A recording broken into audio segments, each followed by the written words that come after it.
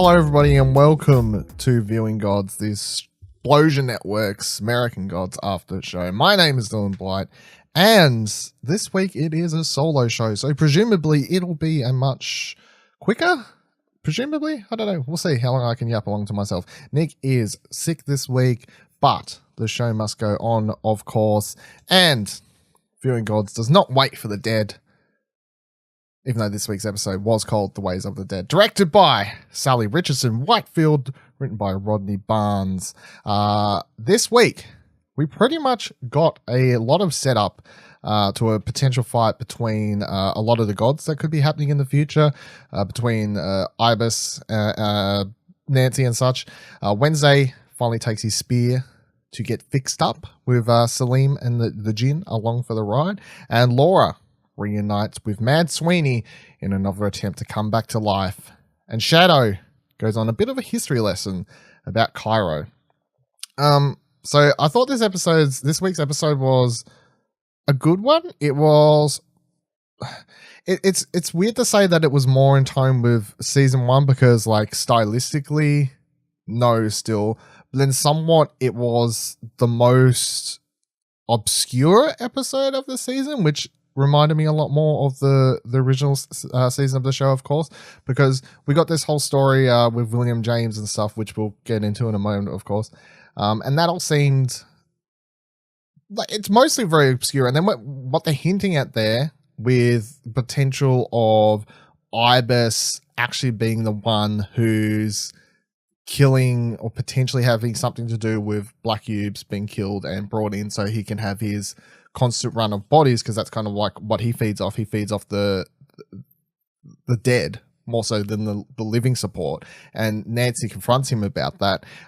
So there's a very like weird story going on where it wasn't very much open to the viewer and explaining exactly what was happening. It was more left open to interpretation somewhat, and it can be a little bit annoying to a degree because then of course by the episode's end even Shadow's asking for questions, and I'm honestly getting sick of seeing scenes of Shadow asking for questions, not getting them, Shadow asking for questions, not getting them. It's becoming quite annoying, and as someone who hasn't read the book, I don't really know if he's constantly asking and getting shut down as much in the book as he does in the show, but in the show he's just... And I'm glad, like, we had that moment the other week where he stuck up for himself in the bar versus Wednesday and was like, no, you need me, blah, blah, blah, blah. But back in this episode, we're back to, like, Shadow coming in and being like, what actually happened to me? And then he just charges out of the room and was like, that was a bit weird. But overall, I thought it was a very... I thought it was a good episode. I thought visually it had a lot of interesting things happening visually, of course, throughout it. And then the stuff that happens with Laura and Sweeney is potentially setting up a lot of interesting things that we're going to have happen over the last few episodes of this season. So I definitely wasn't the worst. I still would say that the other week was my favorite episode so far this season, but we'll see how it goes. All right, so the first thing I really want to talk about and get through is this whole Shadow and William James story that we have, which is, I wouldn't say it's definitely not the least important story of the episode.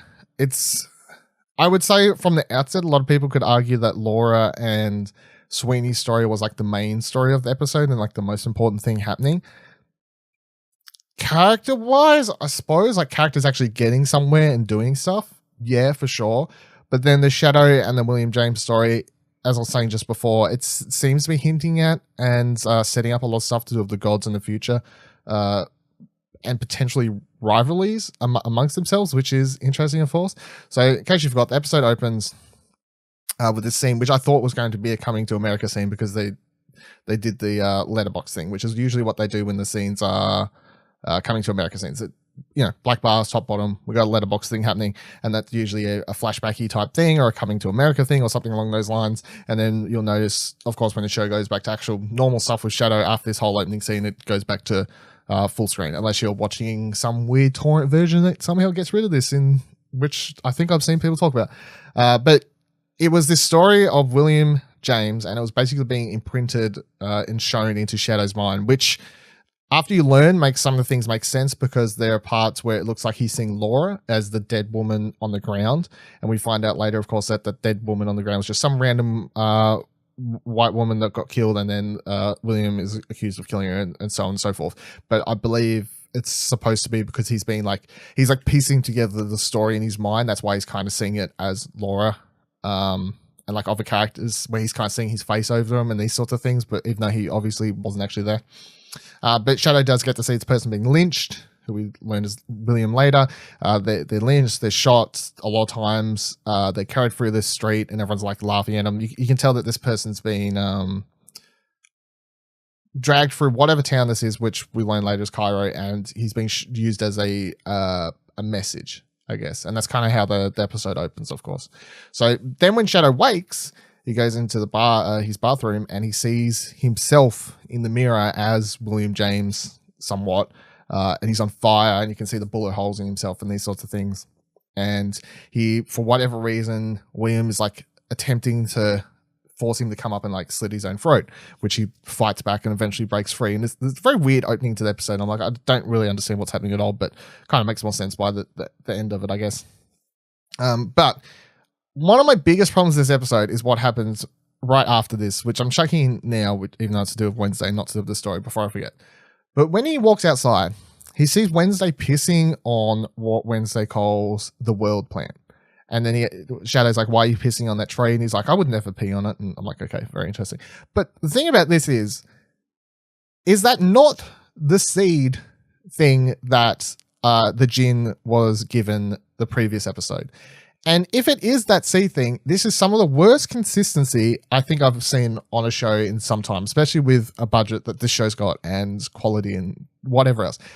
If they're trying to say that's a completely different seed, and then the seed that the Jinn's got, he's going to do something else with it later, okay.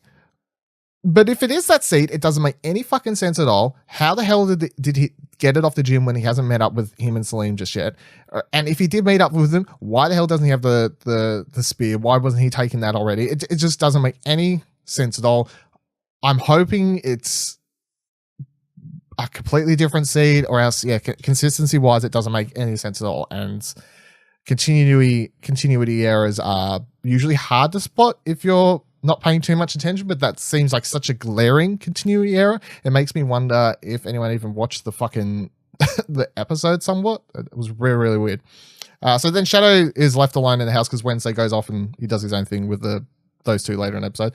And Ibis begins talking to Shadow and explaining the story of William James, who was a man who was accused of killing a white woman, which we kind of gathered in the opening thing. He was then hung, shot, and then dragged through the town as a message to all the black people, I guess, is, we'll do this to you. Very racist, of course, period of time, early 1900s. Now, I've seen a lot of people online complaining, or not a lot, but I have seen some criticism of this episode, and I was very confused at first because I had no idea that this person was actually a real person. This is based on a real story. That like this William person, whatever, is a real figure. This really happened, and people are accusing this episode of kind of glorifying or like not treating the story with dignity somewhat. And I'm open to hearing more of those interpretations from people and their thought process on it. But for me personally, I never found any of it to be anything but obviously haunting somewhat. And like the episode opens, it's like getting the noose chucked around, getting shot. And like none of this is, hey, look how cool. It's obviously evil and nasty, and it's played evil and nasty throughout the entire episode. So I don't know. I'm kind of like, I'm open to hearing more about why people feel that.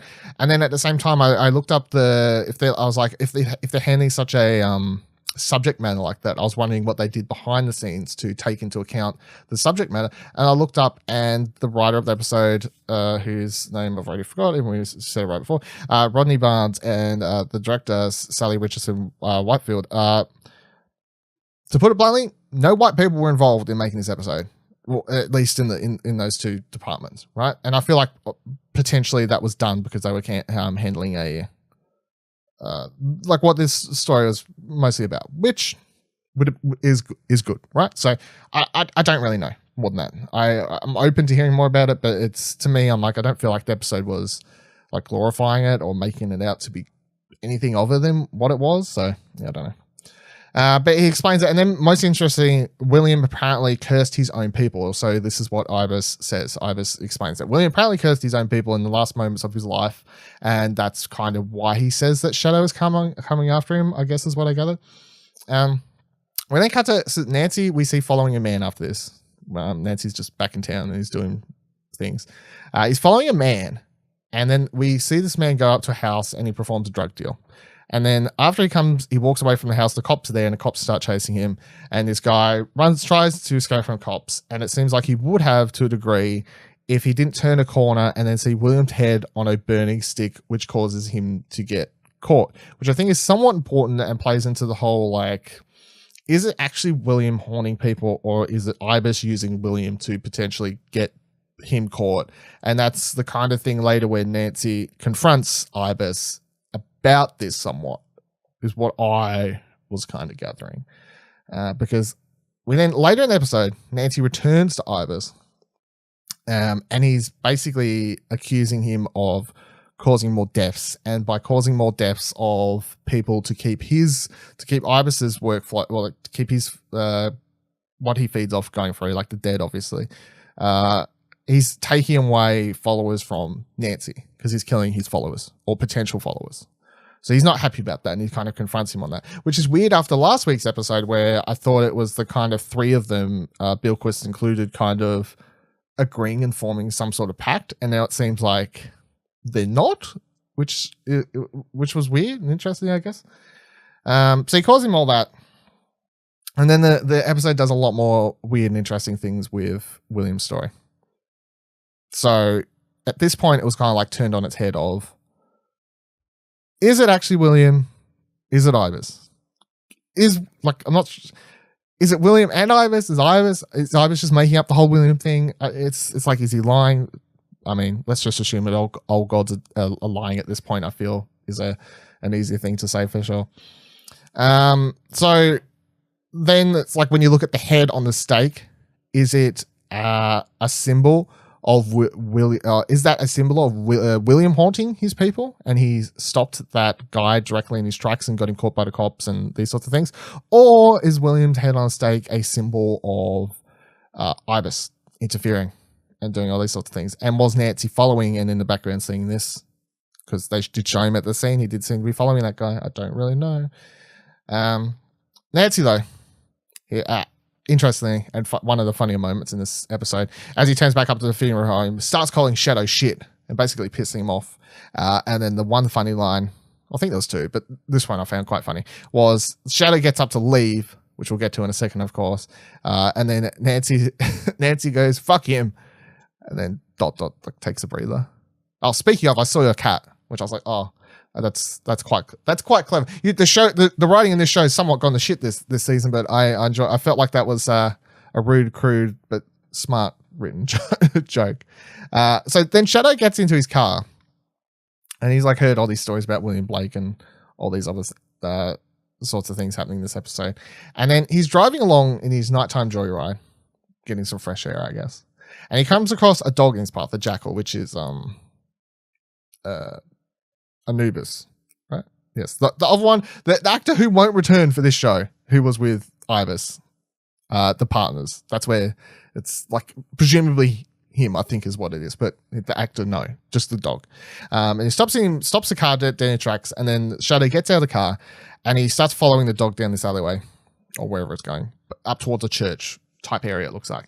And he sees embers floating in there off some sort of fire and stuff. And it's all rather pretty at this point. And then he starts looking around. He sees people all around him who are in early 1900s clothing, similar era to the flashback scene. We get to see William James, of course. And then he follows it up further and he comes to William James himself, his head on a stake, not really him, but his head on a stake, who talks to him and he says a bunch of stuff, and then boils it down to basically explaining his story and blah, blah, blah, blah, blah.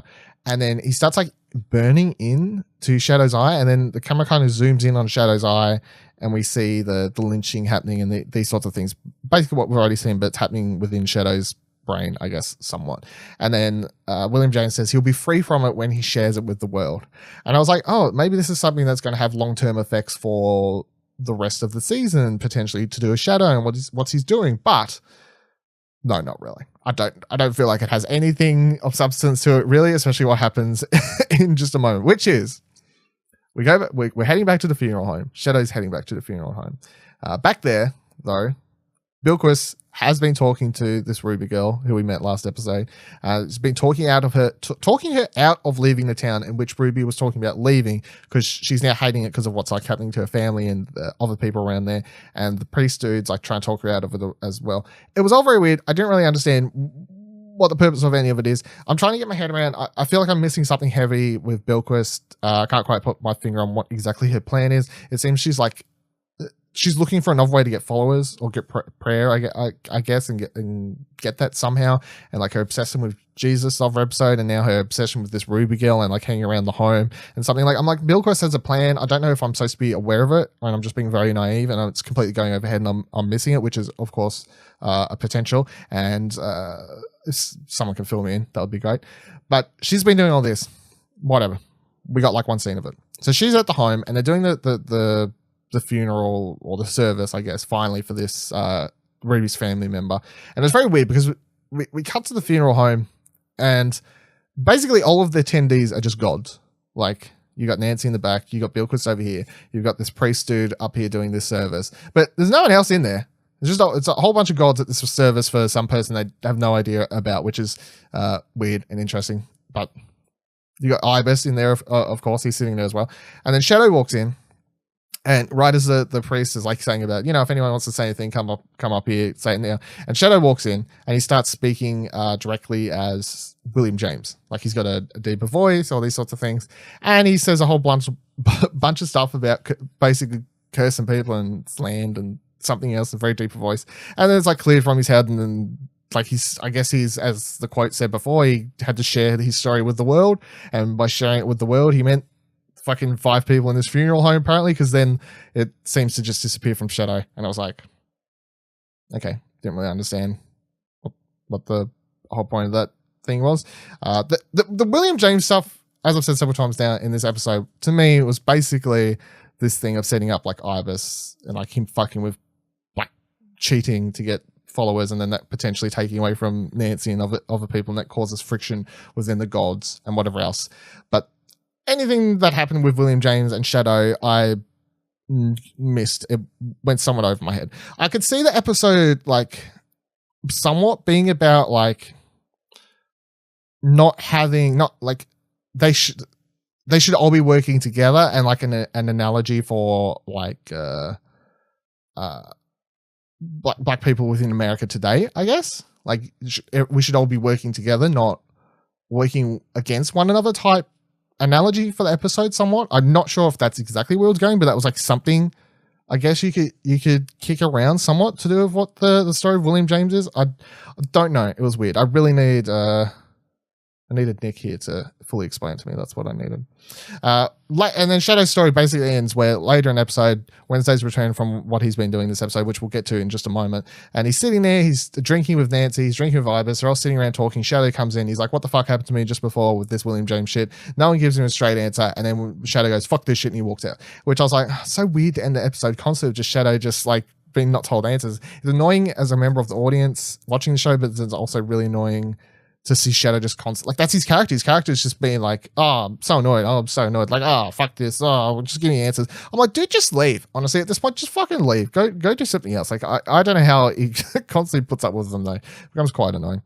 So let's move on to Wednesday and the Jinn, though, and kind of what they go through in this episode, which isn't a whole bunch of anything, really, as far as, in my opinion, a whole bunch of nothing. Wednesday meets up with the Jinn and Salim after leaving Shadow at his home. And they've got his spear, which of course they got in the other episode. The 3 pile into one car, and they leave the Jinn, the bike they'd been traveling around on, back there, which is not really important, but it's worth it for a funny joke here and there about the bike turning up later. And then Salim and the Jinn are in a bad mood because right before Wednesday turned up, they had been bickering back and forth because Salim finished eating something and then he thanked his god, and the Jinn is still questioning why he's thanking his god given everything he's seen and what's happening around him and all these sorts of things. And then pretty much throughout the rest of the episode, it's this constant back and forth bickering about the Jinn and Salim about their beliefs and Salim's beliefs and these other things. And it's funny because it's like what I thought I wanted from them, but then they're not doing it the way they're not doing it in an interesting way. It's just kind of like this bickering back and forth about. I don't know what the Jinn actually wants Salim to say. I don't know if he just wants him to be like, yeah, my God isn't everything. Like, I don't know what he wants out of it. He's not really asking interesting questions. He just seems like he's just annoyed because Salim constantly isn't, like, he's still continuing to kind of believe in his faith, which is weird because I'm like, the gods are about blind faith. Really? That's what they want? Like, Wednesday doesn't, none of the gods really, like Wednesday, for example, doesn't want to be constantly up there having to prove himself. He wants just blind faith constantly coming in. That's what they all kind of want to feed off, blind faith. So Salim has blind faith even in amongst when he's being shown something real in front of him, and he still continues to have this blind faith somewhat, and the Jinn's like, that's stupid. I'm like, but is that kind of somewhat what the point of the show is, I guess? But but it's funny because we do get a scene in the car where Wednesday says a line. Wednesday just basically tries to pitch himself as a god to Salim. He's like, hey, my Wednesday and whatever is my game, and she fucking nearly handed him a card, which was funny. So they all head off in this car trip, and they're going to the King of the Dwarves, and they get there, and Wednesday talks to the King of the Dwarves. He says he's not going to fix his spear because he wants nothing to do with the war, and then they back forth a little while, and it basically ends up with him talking him to help him fix his spear, of course. Big whoop-de-doo. I'm sure it's going to be something of interest later when it comes to spear. At the moment, I was like, all Wednesday's scenes in this episode felt unnecessary to me and could have been spent on something else potentially more interesting. Like, they could have been like, we're just going to go get the spear fixed, and then I could have never seen them get the spears fixed, and then it could just turned up fixed, and I would have been perfectly okay with it. I don't feel like unnecessary of seeing the King of the Dwarves and the King of the Dwarves, sorry, and all these sorts of things. I'm like, he's not really doing anything interesting for me. And then at the end, Wednesday takes off in his car. He's like, I hope to see you later. The Jinn, you need to come with me. Turn up wherever the hell I'm going to tell you to. And then Salim agrees to still continue with the Jinn. We find out at some stage during this episode as well, amongst all their bickering, that the reason the Jinn's following and doing what Wednesday says, because Salim accuses him of like praying to Wednesday or like believing in Wednesday or whatever. And it's not that, it's because he like, basically it seems like Wednesday's I can't remember what exactly it was, but he's a slave. The Jinn is a slave to Wednesday somewhat. It seems like he's got something over him, something letting him control him. That's how it's all happening. And the Jinn and Salim in the episode just bickering, still head off into the distance to continue bickering for episodes into the future. And I'm like, no, I'm kind of over yous at this point, to be honest. I'm kind of sick of yous. Sorry. Let's move on to the last story point characters that we had. The main eventful when it comes to like characters actually moving forward in their own stories, I guess. We get Mad Sweeney and Laura's stuff that happens. So Mad Sweeney, we see, has finally arrived in New Orleans thanks to his Jesus bus trip where we last saw him. And now he's very drunk. He's wandering around the streets, yelling and screaming about stuff, and he starts yelling and talking to a statue. I should have gone back and double checked. I'm sorry, but I think it was like a statue of Jesus or something. Anyway, it was a statue of some of a god like Jesus or something along those lines. And he's like putting his arms around. He's like, you weren't even fucking this, blah, blah, blah, blah. It's quite funny. It's interesting. And then he's about to pass out on the ground in the middle of the street, seemingly. And then Laura turns up and the two of them catch up. And they're like, hey, how'd you get here? Hey, Laura, Wednesday fucked you over. And she's like, yeah, he sure did. And he's like, well, you look a little bit better. And she's like, yeah, but it's not permanent. And then he's like, well, do you want to go get permanent? And she's like, that's why I'm fucking here. And then they head on over to the Barons, right? So they meet up with the Baron, who's played by Mustafa Shakir, recently cast for the Cowboy Bebop series. And then, was it Madame Bridget? Bridget? I'm just going to say Bridget from now on, because Bridget, the lady. There's a lady there whose character name I'm struggling with. Who's played by Hanny Furstenberg. We'll go in with that as well. So they strike up a deal. They go in there. The Brown seems to get along very well with Mad Sweeney, back and forth. I like their kind of back and forth talking and stuff. They all seem to like they had a good repertoire with one another as actors and stuff. That was good, which made the scenes all work well. I'm enjoying seeing Laura back with Sweeney. I'm enjoying what's happening. The Baron then they get down to business, I suppose is the way to put it, and they begin talking about Sweeney's like, I need her brought back to life. Do we have a compact? it was overuse of this word fucking compact in this episode as well. It's like they say it like 4 times in a row in this one scene. He's like, Mad Sweeney's like, do you have a compact? Bring it back to life. I need my fucking coin. Fucking dead wife. And then Baron's over here. He's talking to Laura, fucking around with her with smoke and giving her something so she can throw up a bunch of worms and stuff that was gross and whatever else is going on there. And then the Baron's like, oh, you know, I deal in troops. Dead wife, do we have a compact? And she's like, yes, we have a compact. And then Mad Sweeney's like, we've got a compact. We've all got compacts. We've all got compacts, dead wife. We've got fucking promises and troops. So then the Mad Sweeney gets up and leaves with Madame whatever, that the woman, and Laura stays with the Baron. The Baron begins over here. He's over in the kitchen cooking up beer. He starts working on some concoction. Jesus Christ, words. But he says that he can do everything but one final ingredient, and the one final ingredient that she needs for this potion of magical stuffness to work to bring her back to life fully is the sweat of true love or something along those lines is what it was. True love is what she needs, which she doesn't have currently. And then he begins basically giving her shit about saying that the biggest betrayal that she ever did to Shadow was actually saying that she loved him in the first place, which she's all like, but I guess it's like, look, I'm going to throw it. True love business, nothing to do with Shadow. It's going to be something else completely. It's going to be better. And I think given what happens in this episode, she's going to get sweat of true love or whatever it happens to be in a big surprising turn of events. It's going to come from, you heard it here first, everyone, Mad Sweeney. That's where I'm putting my predictions at. So Mad Sweeney is going to be the last ingredient that she needs somewhat, because what we get into right now, of course, is the reveal that we audience were kind of aware of, that he was obviously in love with her somewhat. We got hints of this even in that one scene where they went through his I can't remember the name of it, the Horde. I think the Horde, where his fast travel mechanic, where he took him to the bridge and they jumped on the plane, the moving train that episode. The Horde, you see in the background, you see the two of Mad Sweeney and Laura having sex in a couple frames if you slow it down and stuff. So, and people were like, oh, is that his dark thoughts or along those things? But it's like the scene that you see there is actually the scene that happens in this episode, which is interesting, I guess. Like, I don't know if that means anything, that it's the exact same scene.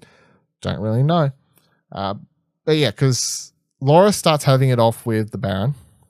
They have big nasty sex times, and then Mad Sweeney's over here with the lady. That's just what I'm going to call her from now on. Is over here having sex with the lady. Well, at first she teases him because he's like thinking about Laura and can't get out of her head, and I presume that he was aware of the fact that if she's over here trying to have it off with him, then the Baron's over here trying to have it off with her, and didn't seem to be a big fan of that. And then amongst all their big co-unison sexy times, they appear to be getting it on with one another. And they seem to be the following morning, in the scene following this, aware of that. Or at least Mad Sweeney is. I presume that she's kind of aware of it too. But it's like, they never actually, you know what I'm saying? They never actually did the deed. It just seemed to be some big, that's the truth, I guess. Like when the Baron says he deals in truths, the truth was that Mad Sweeney's in love with her. I don't know if her appearing there means anything about her feelings as well, or it had to be like returned for that to even happen. I'm not sure, but we're very much aware at this stage that Mad Sweeney has feelings for Laura, which is why when they're like, oh, you need sweat of love or whatever it is, I'm like, yeah, that's going to come from Mad Sweeney for sure. That's why I'm scared of certain things that's going to happen, and I'm sure we'll get to them sometime in the future. But the next morning, Laura's kind of just waiting there. Baron's fucked off. She gets up. She's about to leave. She grabs the potion off the table, chucks it in her dress or whatever. So she's got that. She's just in need of this last ingredient. And I suppose at this stage, she's in a word with gods and she's come back to life and whatever else. At this stage, she's not really at the stage of doubting if it's ever going to work. And what else does she have to go off really at this point? She might as well try and find sweat of true love or whatever. But I suppose in her mind, it is this, like, oh, I better go find Shadow because that's where I'm going to get it from. But I don't think you're getting it from Shadow. Sorry to spoil it. I don't think that's where it's happening. Mad Sweeney turns up at this stage though, comes in. He begins straight. It's funny because he walks in kind of like, hey, like, we did it last night. We didn't really do it, but we kind of did it. And he's like trying to talk to her all nice and whatever else. And he's like, I did it work and these sorts of things. But then she starts spitting it, of course, and she starts accusing him of still working for Wednesday, and this was all part of Wednesday's plan to continue fucking with her and keep her away from Shadow and whatever else is going on. And then straight away, of course, Sweeney reacts by verbally hitting back at her, and he's like, "Oh, fuck you, this, blah, blah, blah, blah, blah." Then she says he's a coward, like he's out looking for one final battle to die in, but he's too afraid to actually get into one or start one, basically. And then she fucks off out the door. She begins on a mission to, I presume, go find Shadow for that ingredient, because that's where I reckon she presumes it's coming from. It's not. I really don't think it is.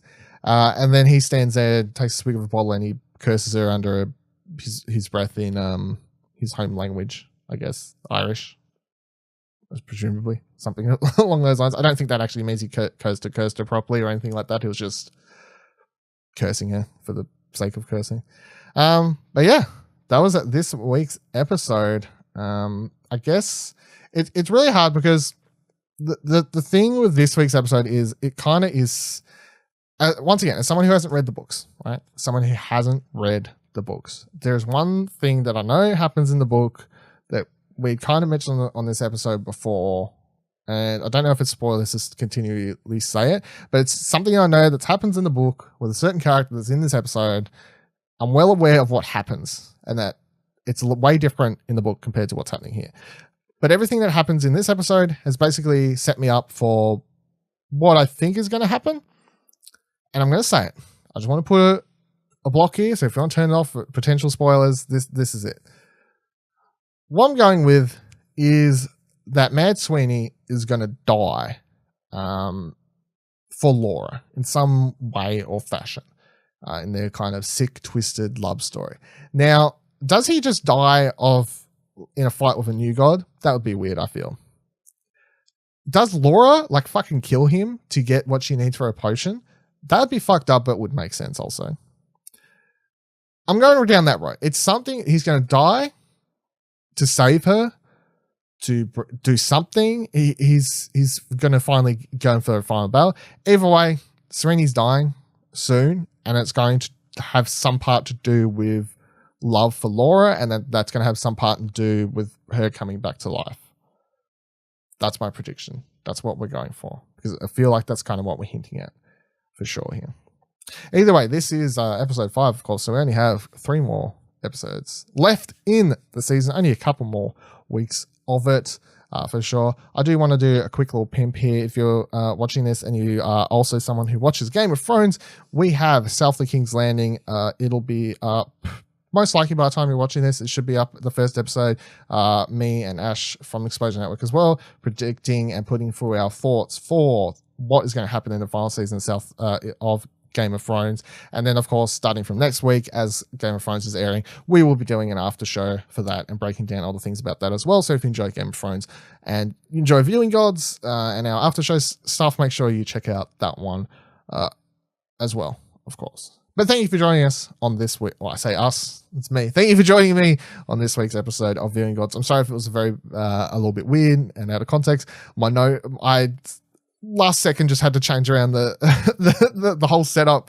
So it was just suited for me, and then my notes were kind of in accordance for 2 people, like for a back forth thing. And I probably would have done my notes a little bit different if I was preparing them solely for myself, but I just don't have time, so I apologize for that. So I hope it was an okay episode of Viewing Gods this week. Of course, my name is Dylan. You can follow me on Twitter at Vivaldial, VIVALADIL, and you can watch this show over at youtube.com/Explosion Network, where you should give it a thumbs up if you would please, and subscribe to the channel. If you'd like to just listen to the show, you can do that by heading over to Apple Podcasts, Spotify, and whatever podcast service you like to use, and just search for Viewing Gods, of course. Make sure you head on over to ExplosionNetwork.com as well. We can check out a whole bunch of great content over there, and specifically check out our movie and TV podcast. What do you want to watch to hear us talk more about movies and TV in the general sort of sense? Until next week, I'm going to do a sign off by myself. It's really weird. I didn't realize I'd have to do the sign off by myself. keep viewing gods, I guess. I stole Ash's outro to What Do You Want to Watch. Okay, bye.